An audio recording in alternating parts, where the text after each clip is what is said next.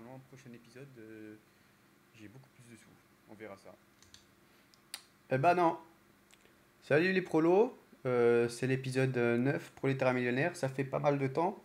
Je voulais pas faire un update tout de suite, mais vu qu'il se passe pas grand chose, mais bon, vu que ça fait longtemps quand même, faut que j'en fasse un quand même, pour suivre l'évolution. Alors, voilà là. Donc là, on s'est arrêté où sur la vidéo? Je sais même pas.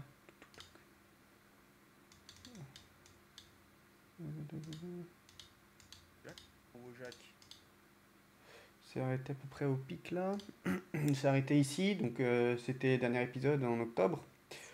Et là, on est en janvier de nouvelle année 2025. Donc ça fait un an que je stagne, moi, autour de 2020, enfin de 100, 120K, entre 100K et 80K.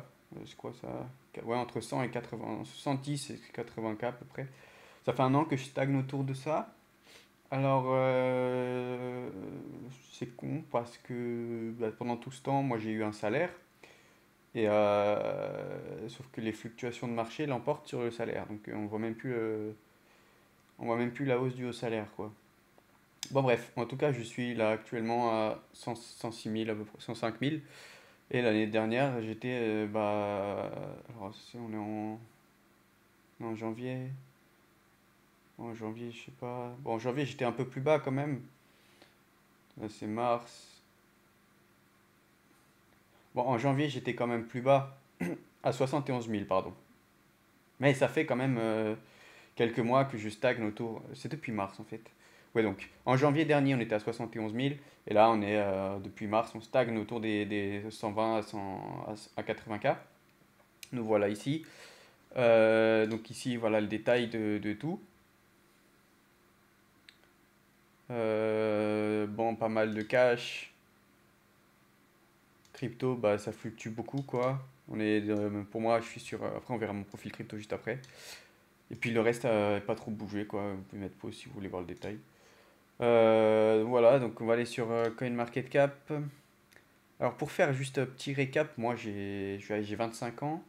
Mon profil de crypto, c'est plutôt gros risque. Je suis sur du gros risque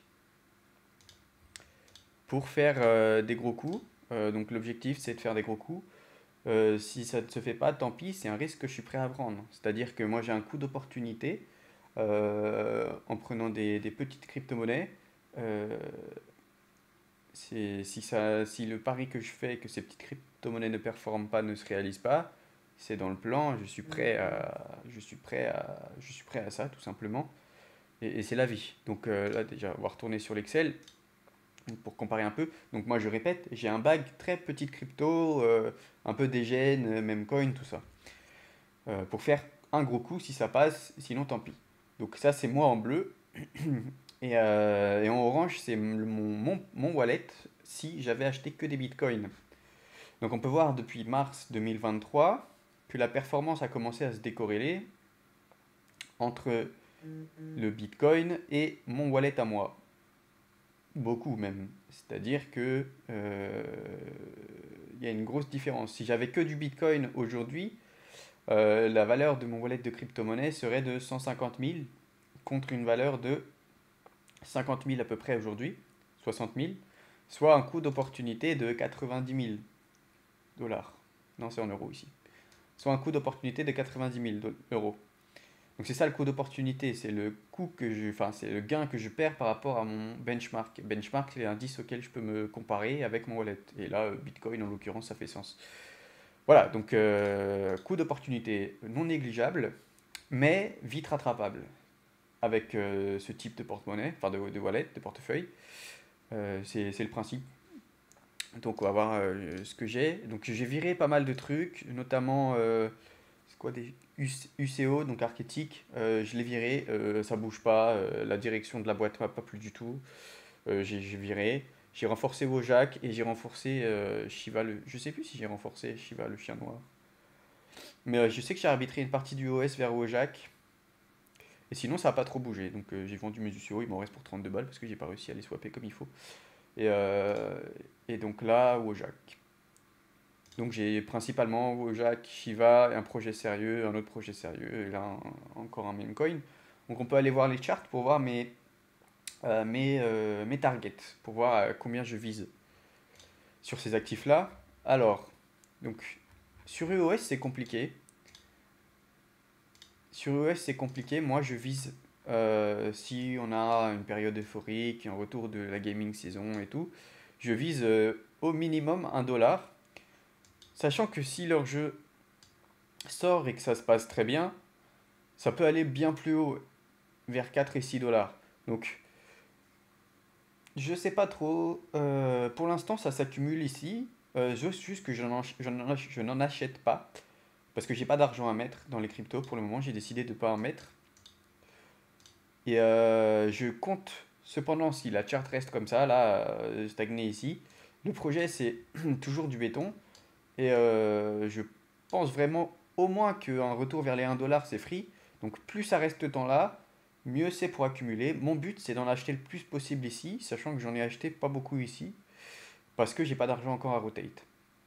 Donc on va voir les deux autres crypto-monnaies principales que j'ai ensuite.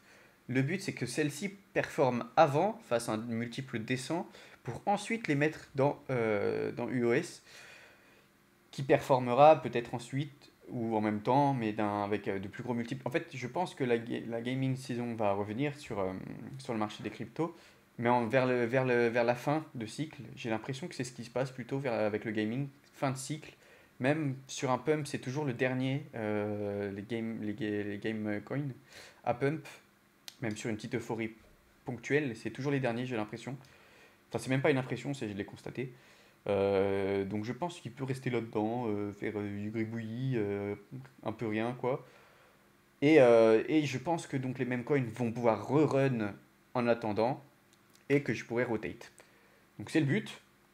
Et donc voyons mes deux autres bagues. Donc là pour l'instant j'en ai que 100 000. Donc 100 000 si ça va 1 $, ça fait 100 000.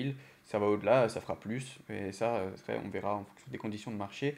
En espérant qu'avant que ça décolle, j'en ai au moins 1 million, ce serait le goal. Il faut pas beaucoup pour en avoir 1 million, je crois qu'il faut mettre 20 ou 30, non 30 ou 40 000 dollars. Ouais, 30 ou 40 000 dollars pour en avoir 1 million, je crois. Donc ça va. Ok, donc Wojak. Donc Wojak, on en est là maintenant. Donc là, on fait que des plus bas de plus en plus haut à chaque fois. On a des gros retracements quand même qui sont difficiles à encaisser. J'ai une autre chart, même coin. Wojak. Donc on a du moins 37% ici, moins 67, moins 61, moins 80, moins 63. D'ailleurs, j'ai oublié de mettre celui-là, c'est moins 93. Donc c'est de gros retracements qui sont difficiles à encaisser, mais il faut les encaisser. Donc là, moins 80, ici moins 63, on est toujours sur un plus haut, un plus bas qui est un peu plus haut que le précédent. Donc pour l'instant, il n'y a rien à signaler, tout va bien, la charte se construit, très jolie. En fait, ce qui est intéressant, c'est que si on prend même en daily, vous voyez, le RSI s'est complètement dégonflé. En weekly, pareil. Donc là, on avait une grosse divergence. Et là, le RSI complètement dégonflé en weekly, on est à 45. Donc ça laisse de la place à de la hausse, ce qui est tant mieux. Et après, la hausse, on peut aller vers un 80-90 et rester quelques semaines dedans. Donc ça peut aller très haut. Donc voici mes targets. Donc là, c'est en fonction de mon propre wallet, hein. Donc si on arrive à ces niveaux-là, ça me fait 46K, donc c'est le précédent ATH. Au-dessus, ça me fait 92, c'est un x2 par rapport à l'ATH. Bon, ensuite, ça fait x2 à chaque fois, chaque étage, quoi.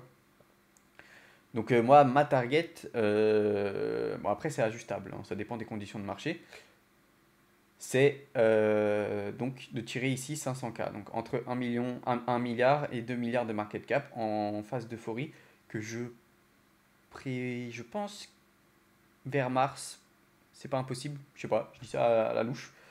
Ça, j'ai l'impression que souvent le printemps et le mois de mars réussissent très bien en crypto-monnaie. Donc voilà, donc on veut tirer 500K ici. Et bon, c'est possible que je DCA à la vente pour recharger UOS dans le même temps pendant que ça monte en fait. Je vais pas tout vendre d'un coup, je vais sûrement vendre dans la montée. En tout cas, la charte est très jolie. Bon voilà, les petites flèches violettes là, c'est ce que je pense qu'il va se passer là, parce qu'on reproduit à peu près le même schéma à chaque fois. Voilà, donc très confiant sur ce projet. Euh, enfin ce même coin quoi, c'est pas un projet. Ensuite, on passe au chien noir Shiva. Donc là, je suis toujours dans le OL Group, je sais très bien ce qui va se passer sur ce coin. Donc je suis très serein, je pense que donc là on va arriver au moins ici au 50K, ça c'est inévitable. Ça fait que 1 fois 4, ça fait 10 millions de market cap, c'est rien du tout. Je pense que au vu de ce qui va se passer, ça va au moins push. Donc vers les 50 millions de market cap, c'est pas impossible, ça me fait 350 000 à moi.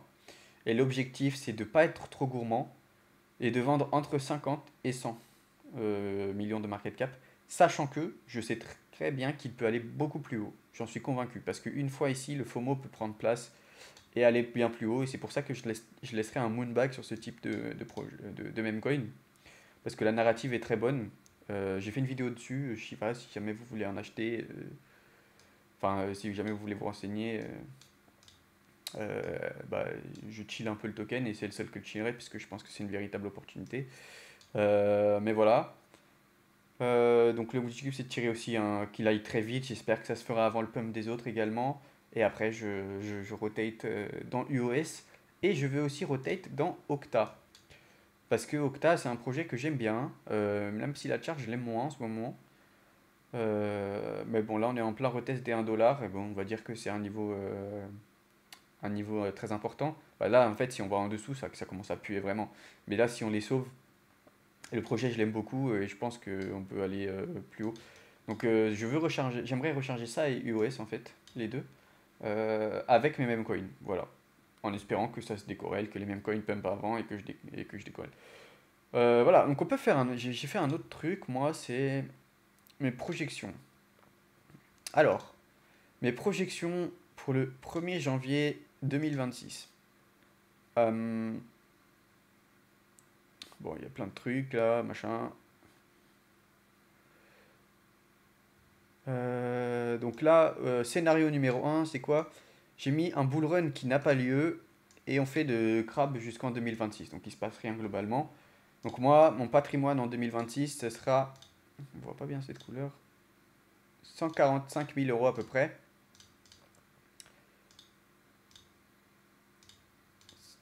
C'est moi ou on voit pas bien? Je vais zoomer un coup. Donc ce sera 145 000 euros. Je sais pas si c'est le bon rouge en fait. Peut-être mieux celui-là, hein. Je sais pas. Ce sera 145 000 euros. Ensuite, scénario numéro 2. Et là, donc là, c'est en comptant. Du coup, c'est en comptant quoi?